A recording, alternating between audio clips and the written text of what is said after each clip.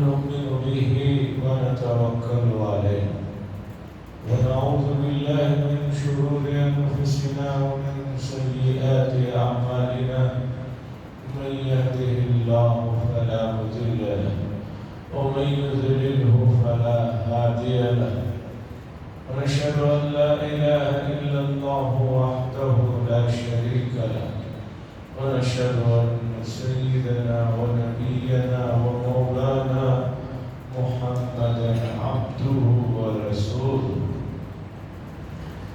ما بعد فإن أصدق الحديث كتاب الله وخير الهدي هدي محمد صلى الله عليه وسلم وشر الأمور محدثاتها وكل محدثة بدعة وكل بدعة ضلالة وكل ضلالة في النار.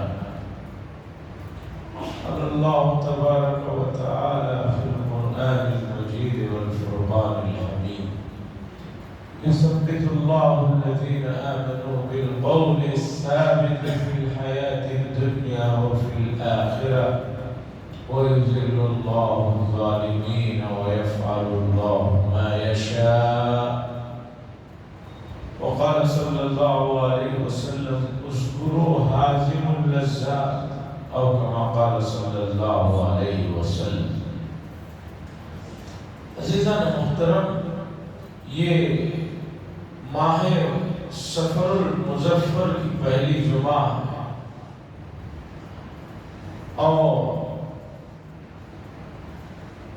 یہ مہینہ عام طور پر لوگوں کی لا علمی کی وجہ سے زمانے جاہلیت اور اس سے پہلے ایک ایسے مہینے کے سلسلے میں مشہور ہو گیا تھا کہ اس میں کوئی خیر نہیں ہے، یہ مہینہ دکھوں کا، مصیبتوں کا، آلائم کا. لیکن رسول اللہ صلی اللہ علیہ وسلم نے فرمایا لا ادوا ولا تیرت ولا حامت ولا سفر.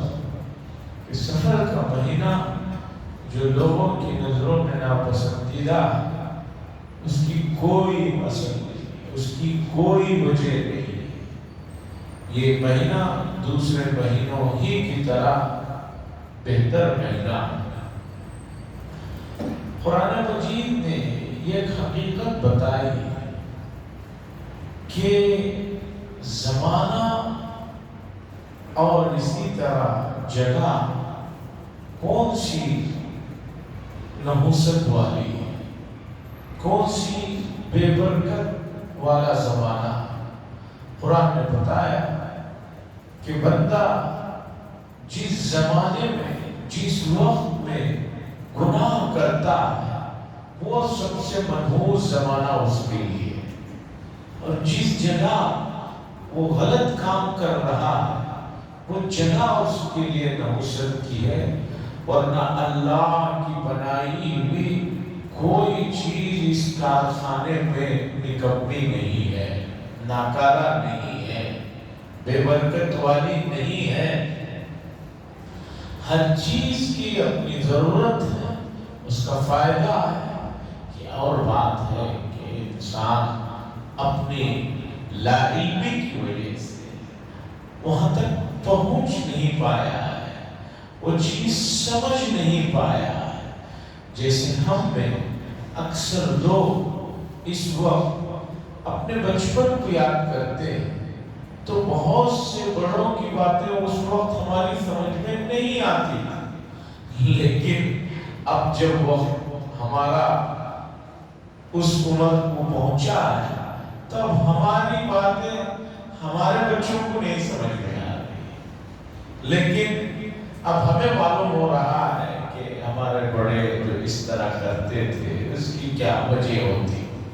تو اسی طرح ایک وقت آئے گا آپ کے سامنے یہ تمام چیزوں کی حقیقتیں آئیں گی. تو سرکار دو عالم صلی اللہ علیہ وسلم نے فرمایا دیکھو بھائی، بدفعلی بدشگونی کوئی چیز نہیں ہے. لینا ہے تو نیک فعلی لیجیے، بدفعلی اور بدشگونی کوئی چیز، زمانہ وہی ناپسندیدہ ہے جس میں نافرمانی ہو رہی ہے، باقی ہر چیز بابرکت اور محترم ہے۔ عزیزان گرامی، گزشتہ جمعہ موت کے سلسلے کی کچھ آیتیں اور اس کے ذیل میں کچھ چیزیں آپ کے سامنے رکھی ہوئی، چونکہ یہ ایک حقیقت ایسی ہے جسے کوئی انکار نہیں کرتا۔ وجہ کچھ بھی کہے آدمی کہتے ہیں انتقال ہو گیا، کیا ہوا؟ کہتے ہیں نہیں بیمار تھا، کوئی کچھ کہتا ہے، کوئی کچھ کہتا ہے، لیکن اتنا تو سب مانتے ہیں کہ بھئی ہر آدمی کو گزرنا ہے، ہر آدمی کو یہاں سے منتقل ہونا ہے۔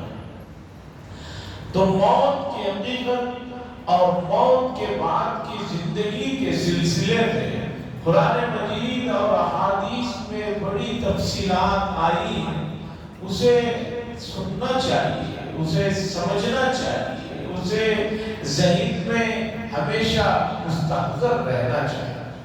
ایک بڑے عالم گزرے علامہ ابن القیم رحمہ اللہ، انہوں نے کتاب لکھی کتاب الروح۔ اس کتاب میں انہوں نے انسان کی روح کے نکلنے سے لے کر آخرت تک کے تمام مراحل کے سلسلے میں جو تفصیلات آئی ہیں اسے ذکر کیا، اور خاص طور پر بہت سے اللہ والوں کے مکاشفات ہیں اور ان کے خواب ہیں، ان تمام چیزوں کو ذکر فرمایا۔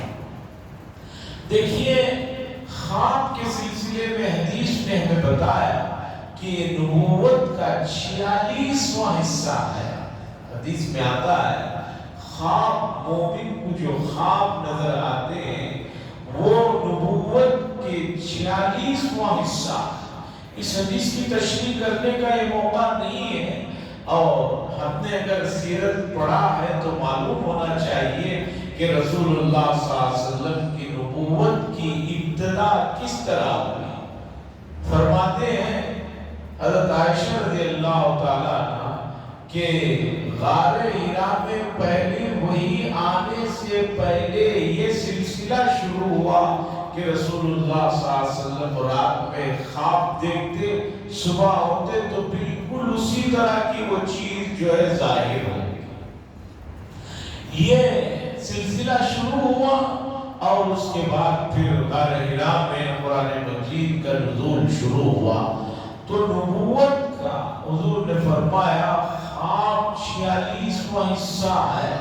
تو مومن کو جو خواب نظر آتے ہیں، حقیقی مومنین کو وہ جو ہے خواب بہت سی چیزوں کے افہام تفہیم میں کام آنا۔ عام آدمی کے خواب کوئی حجت نہیں ہے۔ کوئی آدمی کہے کہ میں نے خواب میں یہ دیکھا، میں نے اس لیے میں یہ کر رہا ہوں۔ شریعت کہتی ہے کہ شریعت کے صریح احکامات کے ہوتے ہوئے تمہارے خواب کی کوئی حیثیت اور حجت نہیں۔ ایک بڑے عالم گزرے ہیں ابن سیرین رحمہ اللہ کے نام سے، خواب کے علم کے بہت بڑے وہ عالم تھے، بہت بڑے معبر تھے۔ ان کے پاس ایک آدمی آیا، آ کر کہنے لگا کہ رات میں نے خواب میں دیکھا کہ رسول اللہ صلی اللہ علیہ وسلم مجھ سے فرما رہے ہیں کہ نماز مت پڑھو، نماز مت پڑھو۔ اس کی تعبیر کیا؟ ابن سیرین رحمہ اللہ نے فرمایا دراصل تم نماز پڑھتے نہیں ہو، یہ تمہیں رسول اللہ صلی اللہ علیہ وسلم نے خواب میں ڈانٹا ہے۔ جیسے ہم کوئی بچہ شرارت کر رہا ہے تو کہتے ہیں اور شرارت کرو، اور شرارت کرو۔ کیا مطلب ہوتا ہے کہ بھی اور کھیلو؟ نہیں، وہ ڈانٹنے کا ایک انداز ہوتا ہے۔ اسی طرح جو ہے آپ کو ڈانٹا گیا ہے، آپ نے صحیح نہیں سنی۔ اور ایک آدمی نے خواب کی تعبیر پوچھی کہ حضور صلی اللہ علیہ وسلم نے فرمایا کہ تم شراب پیو، تو ابن سیرین نے فرمایا کہ تم اتنی شراب پیتے ہو کہ نیند میں بھی تمہیں آدھی چیزیں نظر آتی ہیں، آدھی نہیں سنائی دیتی ہیں۔ لا تشرب الخمر کہا جا رہا ہے کہ بھی شراب مت پیو یہ کہا جا رہا ہے، اور تم نے یہ سن لیا کہ شراب پیو کہا جا رہا ہے۔ تو بہرحال علامہ ابن القیم رحمہ اللہ نے کتاب الروح میں بہت سی چیزوں کو بڑے محدثین کے خوابوں اور ان کے مکاشفات کے ذریعے سے بھی ارواح کے معاملات کو سمجھایا ہے کہ انسان کی روحوں کے ساتھ مرنے کے بعد کیا ہوتا ہے۔ عزیزان گرامی، یہ حقیقت نہ سمجھنے کا نتیجہ ہے کہ لوگ بہت سی غلطیاں کرتے ہیں۔ مثال کے طور پر دیکھیے، جو آدمی حج پر جاتا ہے اسے وہاں کے بارے میں معلومات کر لیتا ہے کہ بھی سعودی عرب کا موسم کیسا ہے، اس حساب کی کپڑوں کی تیاری، وہاں پر کون سی کرنسی چلتی ہے وہ کرنسی کا بندوبست، وہاں کون سا سیم چلتا ہے اس کا بندوبست، اور رومنگ چلتا ہے تو یہیں سے رومنگ کروا لیتا ہے۔ اب سب لوگ جانتے ہیں اور سوچتے ہیں وہاں کیا سم لیں، یہیں سے اپنے سم کو رومنگ کرا کے لے کر چلے جاتے ہیں تاکہ 2 ہفتے جو ہے کوئی مسئلہ نہ ہو۔ اتنی تیاری کر کے جاتے ہیں اور کتنی مدت کے لیے جاتے ہیں۔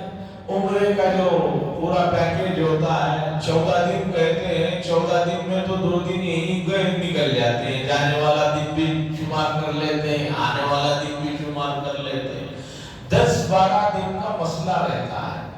اور حج میں جو لوگ جاتے ہیں 35-40 دن جاتے ہیں، لیکن جانے کے بعد پھر اچانک جلدی آنے کی خواہش ایسی اٹھتی ہے کہ نئی ٹکٹ خرید کر آ جاتے ہیں، 20 دن میں آ جاتے ہیں، ان کے اپنے کام یہاں پتہ نہیں رکے رہتے ہیں تو واپس آ جاتے ہیں۔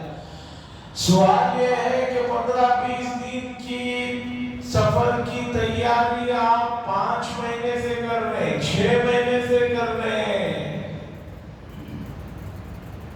سوال یہ ہوتا ہے کہ اسی طرح اس دنیا کے بعد والی جو دنیا ہے اور جس کا کوئی وقت نہیں ہے، اس کا ٹائم لیمٹ نہیں ہے، انلیمیٹڈ ٹائم ہے،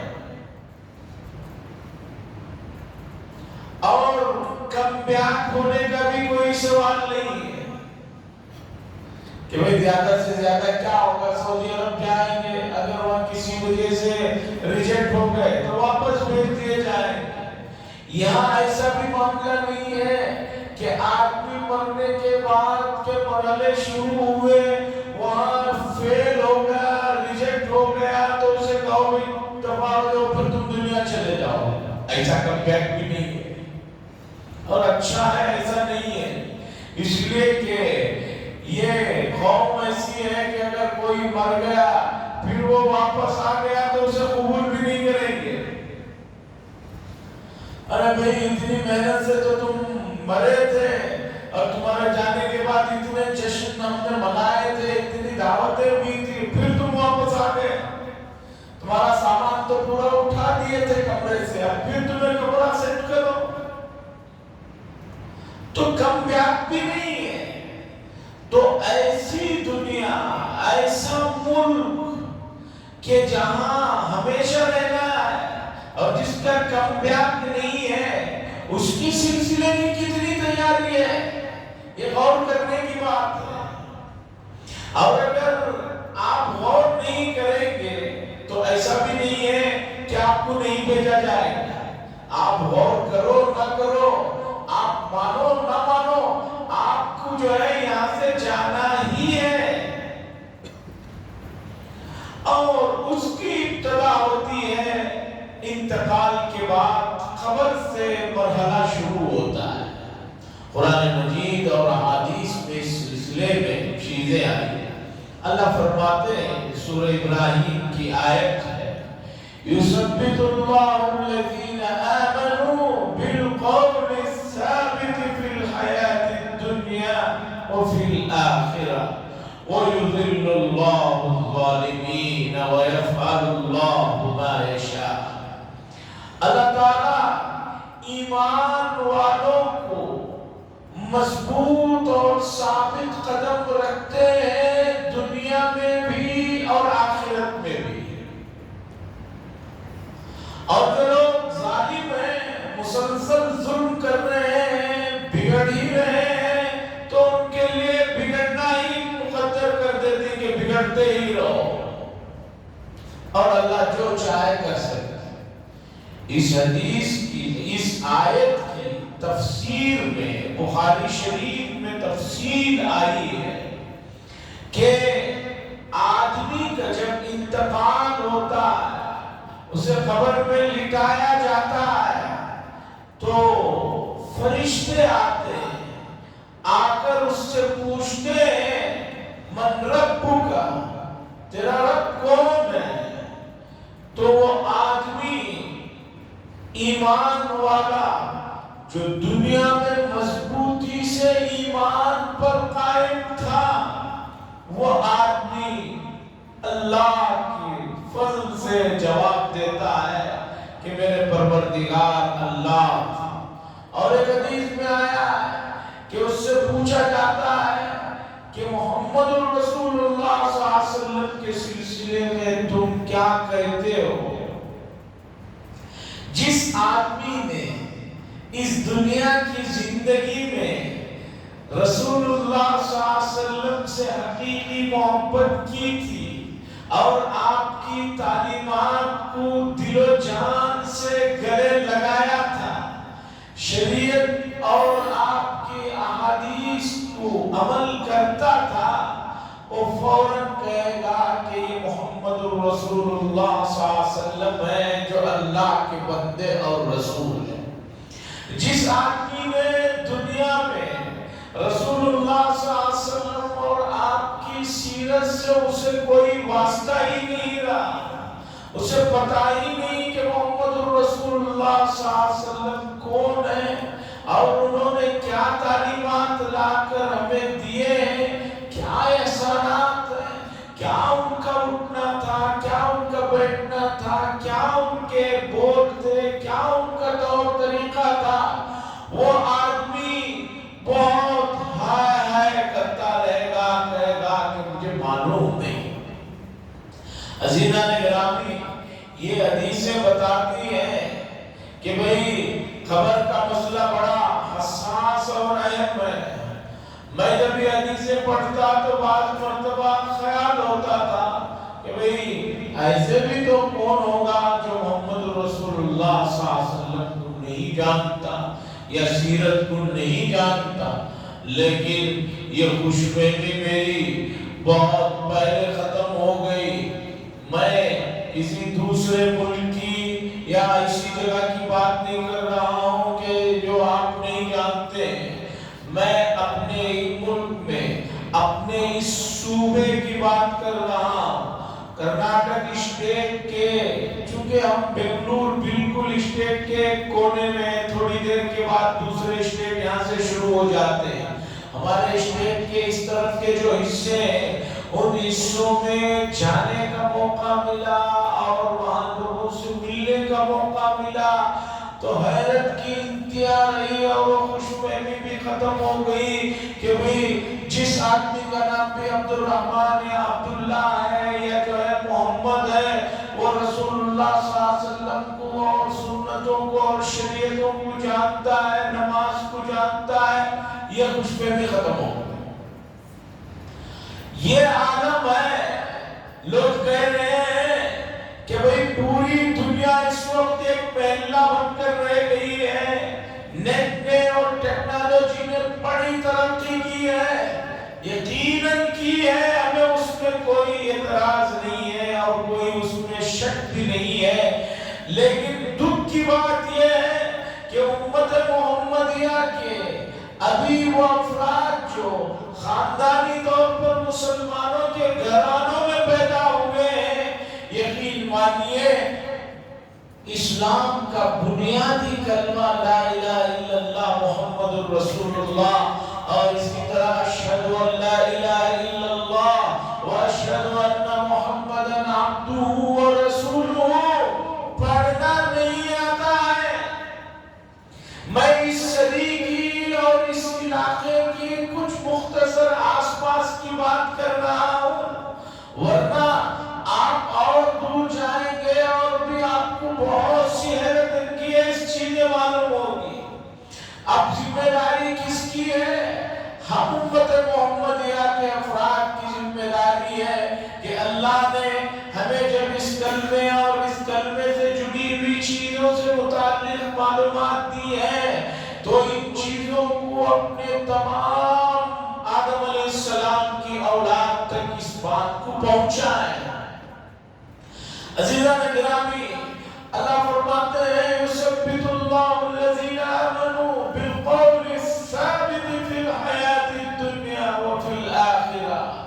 जो आदमी दुनिया में ईमान पर साबित कदम रहता है, मजबूती से जमा रहता है, उसके लिए आखिरत का मरहला आसान कर दिया जाता है। और जो आदमी यहाँ पर डगमगा रहा है और जो है फिसल रहा है और जो है अपने हिसाब से जब चाह जो चाह कर लिया कि लाइफ गुजर रही है, आखिरत का मरहला उसके लिए बड़ा सख्त है।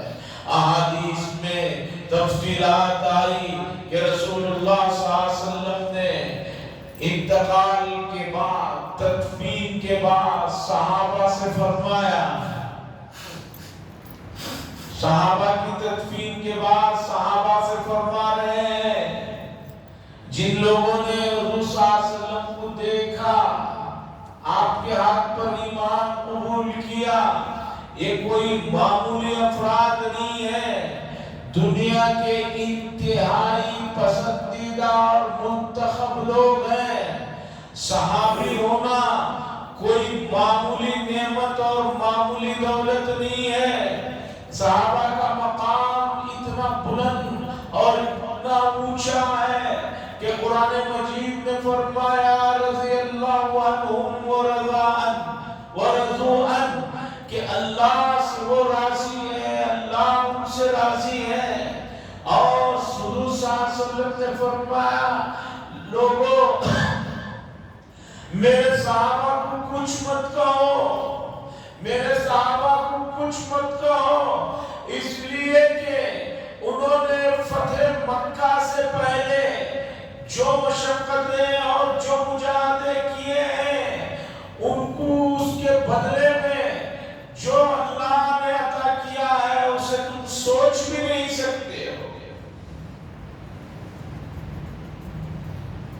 हुजूर फरमा रहे हैं, एक मौके पर एक सहाबी की तदफीन के बाद लोगों आओ दुआ करो और अपने भाई को साबित कदमी की दुआ करो। अब सवाल होने वाले हैं, अपने भाई के लिए साबित कदमी की दुआ करो। तदफीन कौन हुए? हुजूर के सहाबी हुए।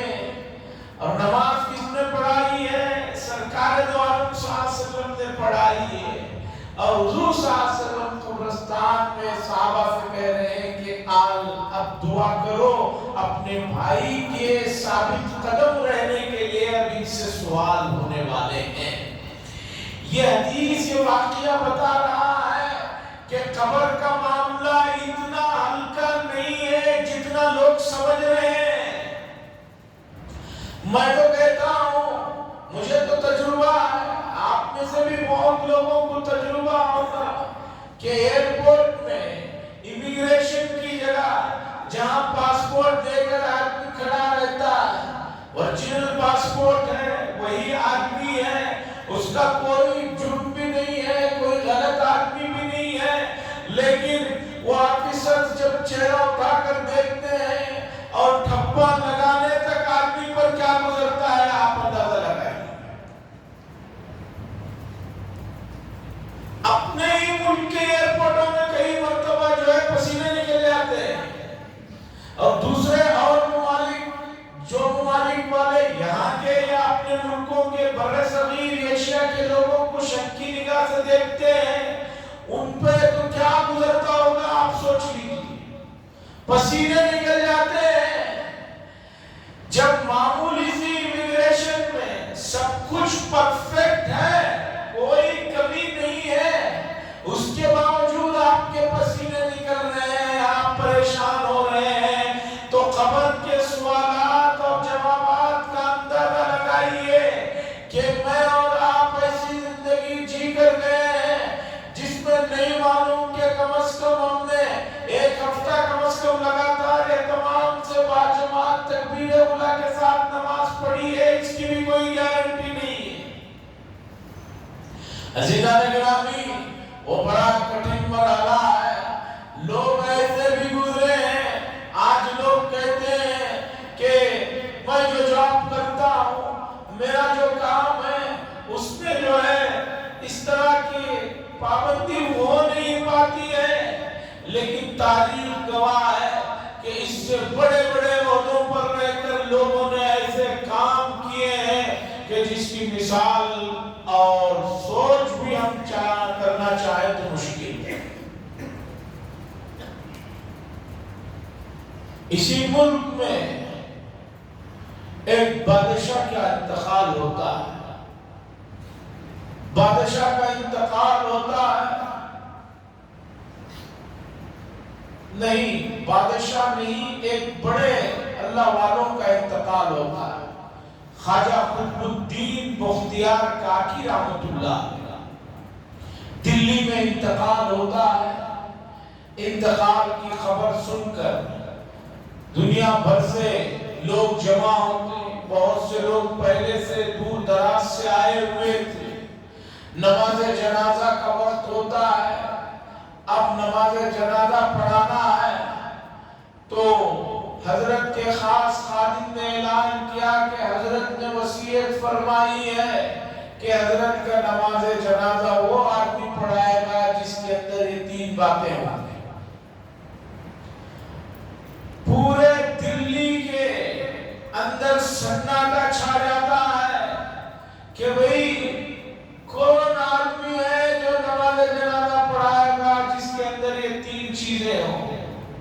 سب سے پہلی چیز کہ جب سے اس پر نماز فرض ہوئی ہے اس آدمی کی ایک بھی نماز تکبیر اولیٰ سے نہ چھوٹی ہو. قضا کی بات نہیں،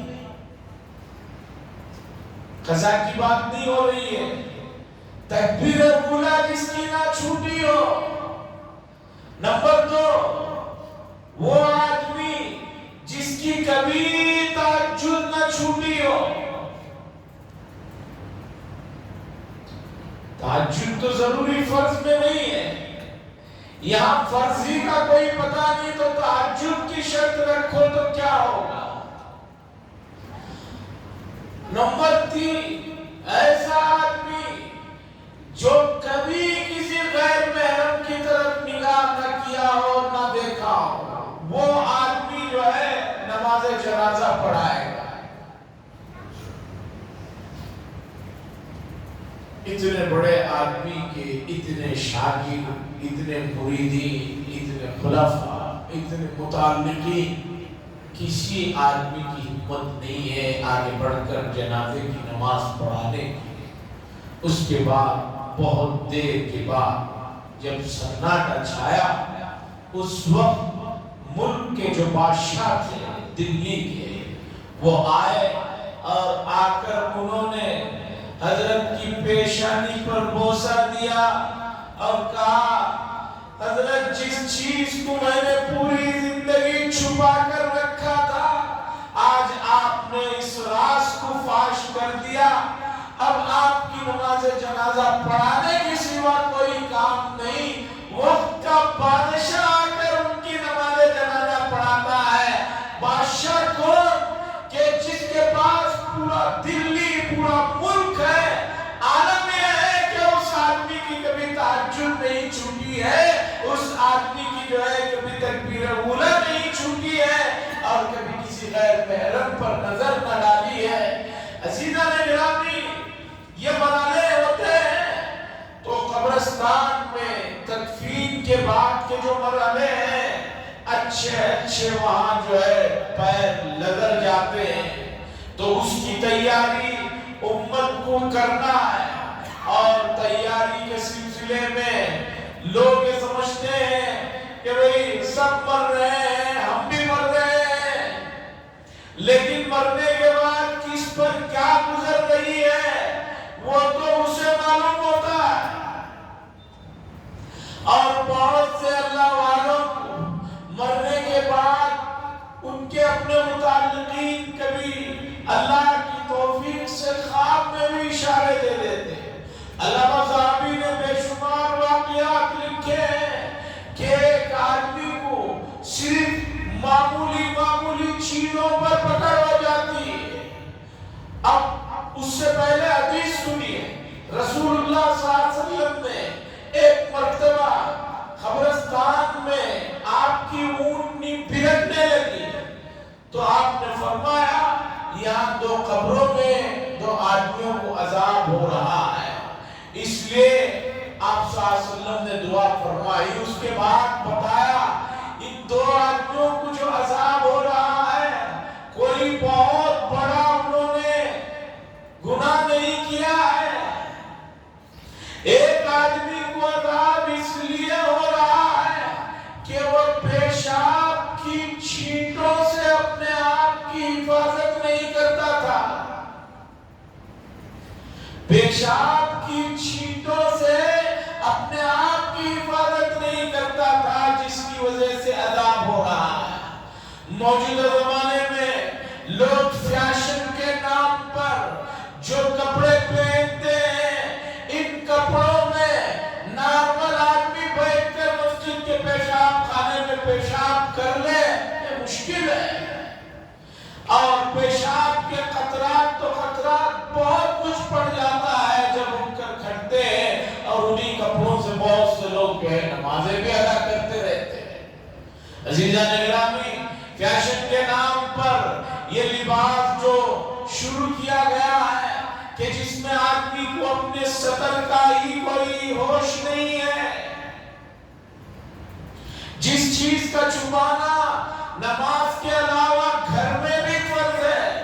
آپ اپنے سنگل بیڈ روم میں اکیلے بیٹھے ہیں، یہ مطلب نہیں ہے کہ آپ وہ بھی نکال کر ننگے بیٹھے رہیں. بالکل ہوش نہیں ہے. جمعہ کی نماز کے بعد باہر کبھی سنتیں پیچھے کے حصے میں آ کر پڑھنے کا موقع ہوتا ہے. دیکھتا ہوں کہ سامنے بہت سے لوگ ایک امام سے نمازوں پر نمازیں پڑھ رہے ہیں، لیکن جب رکوع اور سجدے میں ہوتے ہیں تو ان کا پورا سطر پیچھے نظر آ رہا ہوتا ہے. خود کی نماز تو برباد ہو ہی رہی ہے، پیچھے لوگ جو نماز پڑھ رہے ہیں ان پر بھی کیا گزرتا ہے ذرا پتہ کر لیجیے. عزیزان گرامی، ذرا اسلامی تہذیب کی طرف آئیے. اسلامی اصول لباس کے سلسلے میں کیا ہے؟ اللہ نے فرمایا کہ بھئی لباس جو ہے ستر پوشی کے لیے ہے، ستر کو چھپانے کے لیے ہے. ایسا لباس، اتنا ٹائٹ لباس جس سے اعضاء کی ساخت معلوم ہو رہی ہو، وہ حرام ہے شریعت کی نظر میں. چاہے مرد پہنے چاہے عورت پہنے، سب کے لیے یہ کیوں. تو کتاب الروح میں علامہ ابن القیم رحمہ اللہ نے موت کے بعد کے واقعات کو بڑی تفصیل کے ساتھ بہت مرتب انداز میں ذکر کیا ہے. اس کتاب کو پڑھنے سے اندازہ ہوتا ہے کہ لوگ جو اس خوش فہمی میں جی رہے ہیں کہ میں بڑا نمازی ہوں، میں بڑا روزدار ہوں، میں بڑا صدقہ خیرات کرنے والا ہوں، میں حج عمرہ کرنے والا ہوں، میرے ساتھ کوئی معاملہ نہیں ہوگا، میں سب جو ہے وی آئی پی گرین لائن سے نکل جاؤں گا، گرین چینل سے نکل جاؤں گا. یہ اگر سوچ رہا ہے تو اس کتاب کو پڑھنے کے بعد اس میں انہوں نے جو احادیث اور قرآن کی آیات اور مکاشفات سے چیزوں کو ذکر کیا ہے، روتے کھڑے ہو جاتے ہیں. حضرت عثمان بن عفان کے سلسلے میں بار بار ہم وہ حدیث پڑھتے ہیں کہ حضرت عثمان بن عفان رضی اللہ تعالیٰ جن سے حضور نے فرمایا کہ فرشتے بھی حیا کرتے ہیں.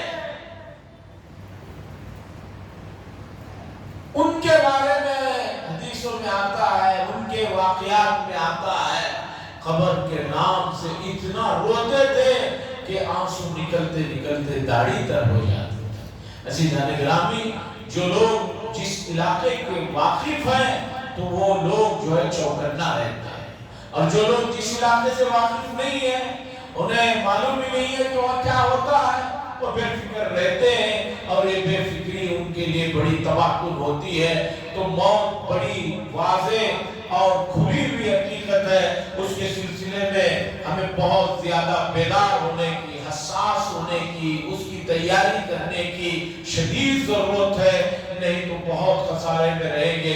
اللہ سے دعا کرتا ہوں اللہ تعالیٰ ہم سب کو آخرت کی فکر نصیب فرمائے، اس کے مطابق زندگی گزارنے کی توفیق نصیب فرمائے۔ وآخر دعوانا الحمدللہ رب العالمین۔